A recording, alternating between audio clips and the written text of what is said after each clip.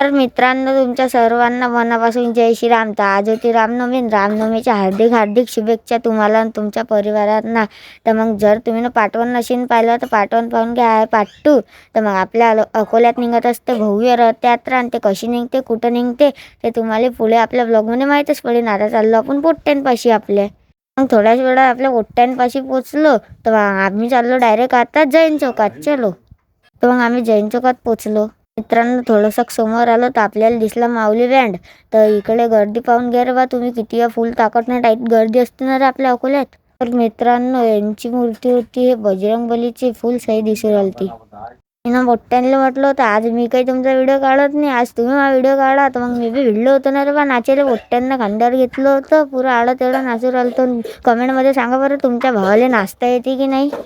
तर मित्रांनो, थोडंसं समोर आलं तर आपल्याला दिसले पॅडमास्टर. अजून समोर आलं तर दादा डायरेक्ट बॉडी दाखवून राहिलं पण नाचू राहिलं. मग सिटीत धुमाल दिसला आपल्याला. मग यांचा ग्रुप होता वीर महाबली ग्रुप. यांना अयोध्याची मूर्ती ठेवली होती रथात. तर मग थोडंसं पुढे आलो, RD पॉवर दिसला बँड. तर मग यांची मूर्ती कृष्णाची होती. मग थोडंसं समोर आलो, सीन पाहिलं मस्तपैकी. तर मग आपला मित्र दिसला आपल्याला, जो की राम बनेल होता.